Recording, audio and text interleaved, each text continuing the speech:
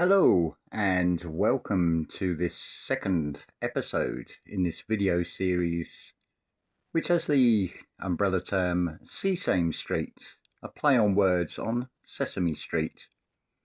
Now you might say, hold on, what's happened to episode 1? Well, you'll find episode 1 of that, which is a video which explains the word kosher in Archaix Underground. I might make it public, I might just leave it in Archaix Underground, but you'll be doing yourself an enormous favour, a huge benefit, if you are to join Archaix Underground. So episode 2, I thought we'd look appropriately at the fix. I'm having one right now. Because the fix can be an addiction. It's not the nicotine, it's not the tobacco, although I do enjoy it. It's the actual action of the doing it that's sort of implanted through repetition. Because if you've ever smoked and given up smoking, the first thing is you want something for your hands to do. But it is an addiction. I deliberately say it that way for a reason. Anyway, the fix. The word fix is a phenomenal word, and whilst I was contemplating making this video, what should come into my head but a song by a group called Elbow, and it's from the album called The Seldom Seen Kid. So that kid could be a lamb, it could be a child, it could be a Christ consciousness, you could say. The album cover itself is very interesting because it shows a cube, and you only see 3 sides of that cube, and each side has 9 squares on it. There's something definitely in that. There's something in everything, not least this language of angelish, this language of English. So let's just start with that. I've taken a couple of verses from this song called The Fix by Elbow, because that's actually quite revealing. So the one verse says, "Too many times we've been postally pipped. We've loaded the saddles, the Mickeys are slipped. We're swapping the turf for the sand, and the surf and the sin, 'cause the fix is in. The Donahue sisters will meet us in France, in penguins and pearls we'll drink and we'll dance, till the end of our days, 'cause it ain't left a chance that we win, 'cause the fix is in." What that song is basically alluding to is all sports events, not just horse racing, is fixed. And if you're behind that fix, materially you're going to be able to swap the turf for the sand. It references Tuscany in that song. It's a brilliant song. I'll put a link in the description with the lyrics. It's worth looking at just for that. So like everything with words, word spells and etymology, we have to go back to source. That's not that far back. You've all experienced this, I would imagine. Cast your mind back to primary school, or maybe if you're homeschooled or with your parents, you had some sort of introduction to this. And that is learning to write the letters of the alphabet. So you've got your lined paper, but there are these dotted lines which are the basically invisible lines. It's very much like the great stave in music, where you'll have particularly with piano, you'll have the treble clef with the 5 lines, then there'll be a gap, and then you'll have the bass clef with 5 lines, and obviously 4 spaces in between. And between those two staves on the great stave, you have this invisible line, which is where you'll find middle C. Interesting, middle C. Perhaps that references the mind's eye, seeing things from a neutral standpoint. While I think of it, what is also interesting, and I'll draw this on here, when you consider the treble clef and the bass clef,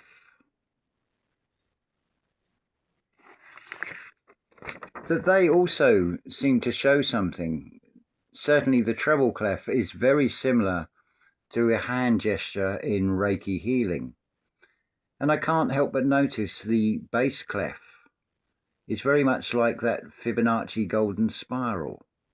There may be something more in that. I'm just putting it out there into the field because you may not have made these comparisons before.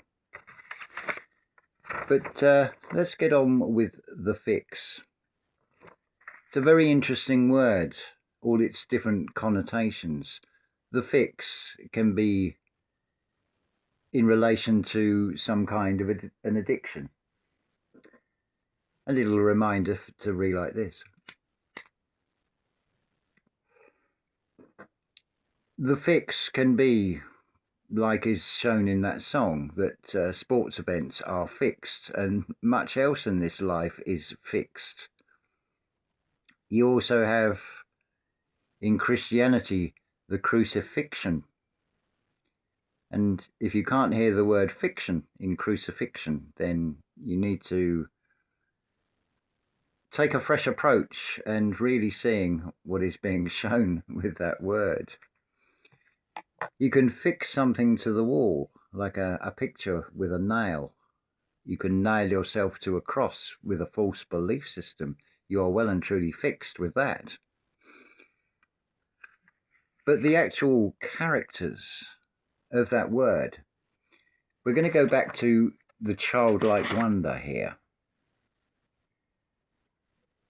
So we start, before we get to the F or the Fef, which is the sixth character of the alphabet, there's one that precedes that, which is very similar to it, and that is the E. So we look at the capital form here. You'll see you have what I would consider to represent the spine or the eye. You have three paths. And it is showing you on that, with the energy, the middle path is the shortest route, moving to the right. But now when we come to the letter Fef or the letter F, it's missing that lower horizontal line. And you basically got the middle path and seeing things from a higher viewpoint, as it were.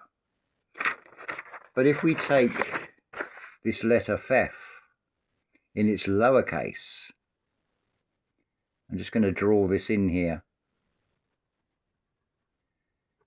Should have used a different colour pen, maybe. It is the only character in the lowercase that goes above and below the line. If you look at all the other characters of the alphabet in the lowercase, they're either like the lowercase I. It will just be on that sort of middle section. I've actually done this wrong. It should have been on this line, but anyway. But with the lowercase I, you've got the dot over it, and it almost implies that in your lower self, you are disconnected from your third eye. There is only one other character in the lowercase that has something very similar to that.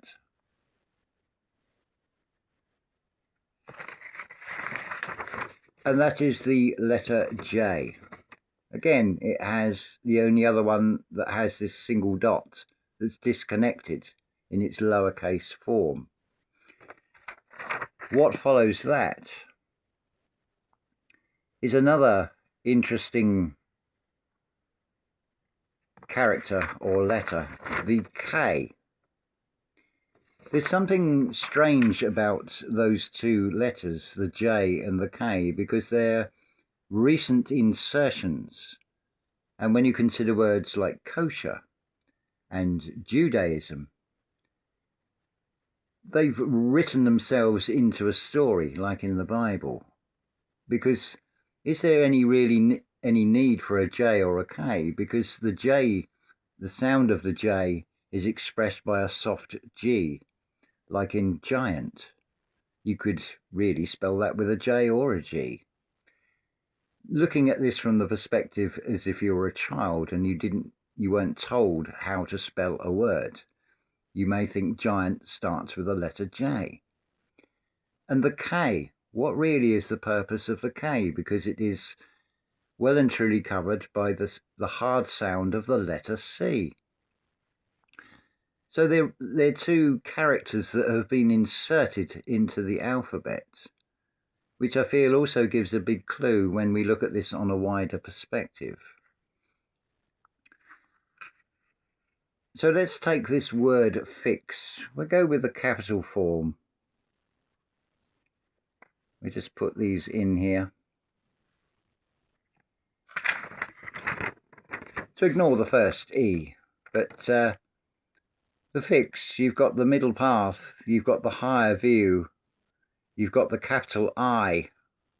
The I is the backbone that forms such letters as the F and the E, which if we allow for vowel shifts, the E would have had a more of an I sound at one time. And then of course you have the cross, the letter X. So you've got the sixth character of the alphabet, and that is a very powerful character indeed when you consider the words that have either a single F or a double F in it. Words like default, defy, feminine, difficult, different, and there's many, many more. It's like a little code that it's in some ways like the letter X. It's flipping the polarity on things. So when you go against something, you defy it. We could go off on so many tangents because I can break down the D and E together as well. This is the hardest thing I found with the whole subject of etymology. It can't really be done in alphabetic order. So I'm just going to go with the flow of as it comes. So you have this sixth character.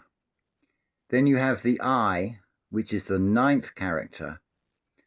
And then you have that 24th character with the letter X.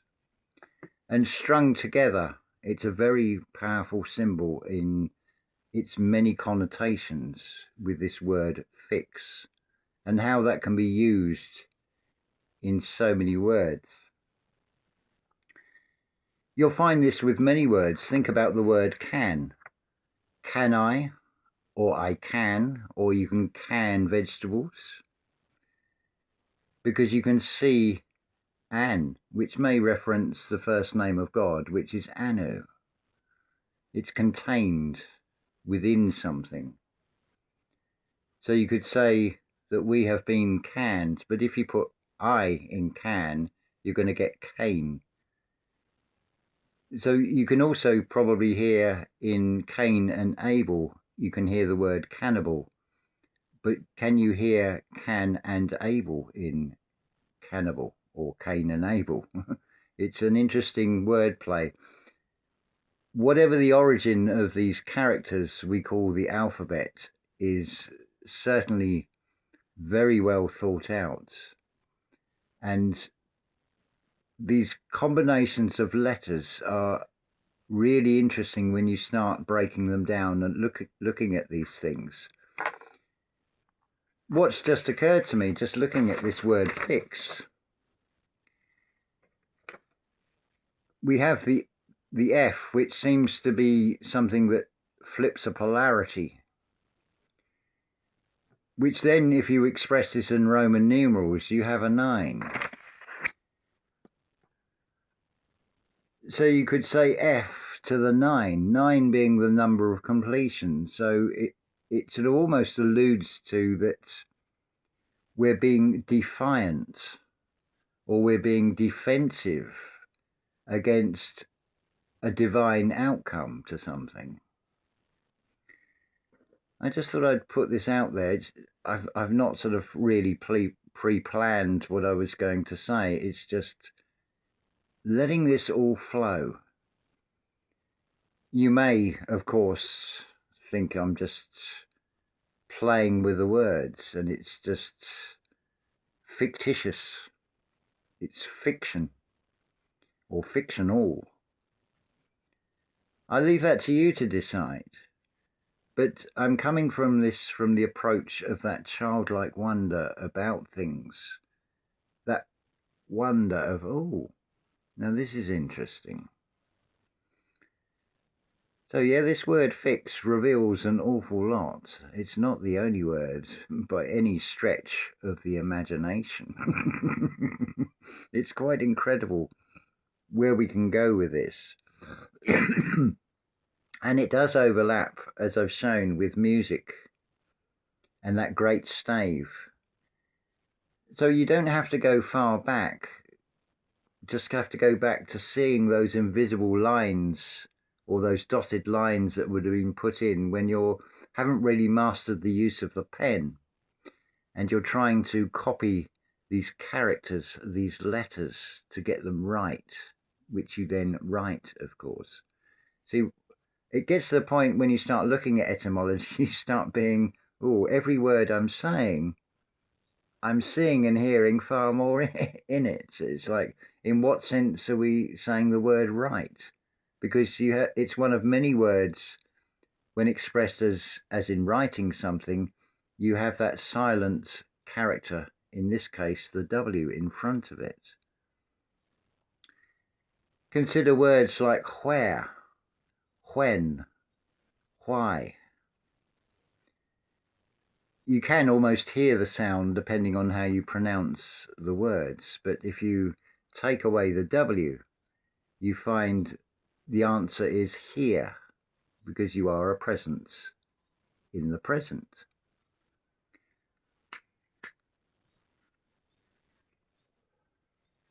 Is this a bit lame, or is it just a flame? Because again, you've got that sixth character, the F, it's in fire as well. I don't know where else I can go with this, because I can go in every direction with this. But a suggestion that came from this last video in this video series was to break down the word person. So we're up to 18 minutes. So yeah, I will give you a breakdown on that word. The way I see it, first off, you look at it, you listen to the sound rather than looking at the spell, and you break it into its two component syllables. So person, what do you hear in that? Person, because as an individual, you are, an expression is you are a person. Leaving aside the legal connotations of this, of course. So you could say if God is the Father and the seed of the Father is a son, there is one per son, one person. Whether that seed takes is another matter. But now if we look at the more legal connotation of person, what if I was to spell it as P-U-R-S-E, purse on? Who's pulling the purse strings? Is the purse on as in being open for this hidden hand to come in and saying land tax, council tax, tax on your earnings? They're all a tax after all. This hidden hand hasn't contributed anything to it, but it feels it has a right to take from you. Bit like technology, take knowledge, technology, because you'll probably hear there's that vowel shift, the subtle difference between taking knowledge and technology, tech knowledge. But what if you knock away that K, you exclude that, you have no ledge, therefore you have no fear. There is nowhere for you to fall because you have no fear of falling. It is the fool's journey. And look at the word fool again. It has that letter F, that sixth character. I'm not saying this is a definitive answer to these word spells, and I'm saying these words deliberately with a little bit of emphasis. So you'll hear that F in definitive, define. And notice also how very similar in sound the F or the FEF and the V actually are. So we're then sort of looking at that, what is it, the 23rd character, I believe, or 22nd character of the letter V.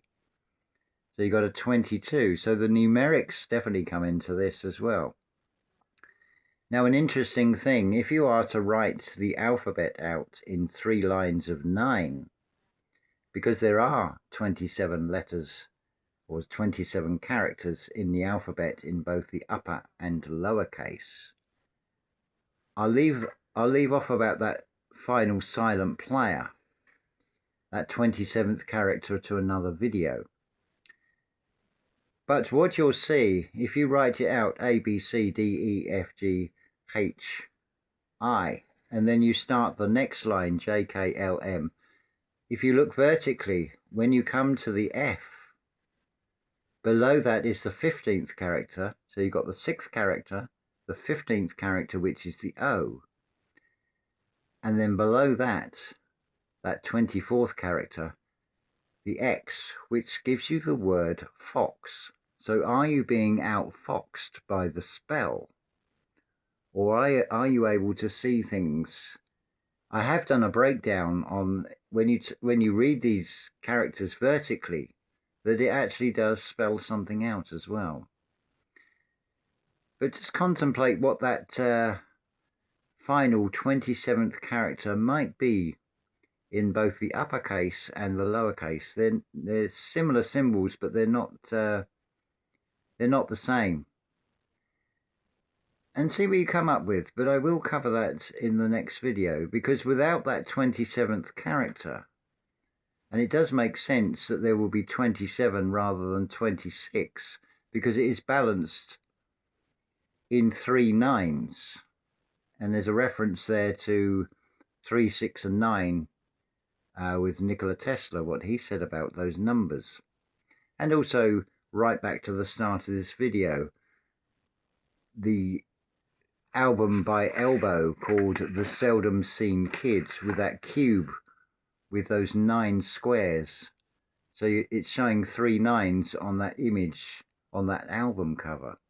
I will put the link in the description to the lyrics to that video of that song called The Fix, because that is, I feel, worth hearing. It's quite a nice song. It's almost like out of a different world. But I mean, we can go on the tangent of breaking down music and what is alluded to in that. We can go everywhere and anywhere. There's a whole universe just waiting to be explored with etymology and numerology, and where things take you. It is a massive, infinite rabbit hole, effectively. So there will be many more videos on this sort of broad topic. But this is just the seed planting, so maybe the Seldom Seen Kid won't be seldom seen and more often seen. And again, the word often, you've got that letter F, that 6th character. Just play with the words, have a bit of fun with it. See what you come up with. Just when you hear a word, compare the spell of it and the sound of it. And be like a child, play with it. I think you'll be surprised what actually comes out for yourself in this. That's all I'm doing with it. I don't have a secret book with the answers to this. But It's just something I've seen. Maybe I just have a fairly unique perspective on things. I don't know. Maybe it's because I'm different with a double F. Right, we're going to end that there. So until the next video, I'm going to say, as always, unconditional love to you all.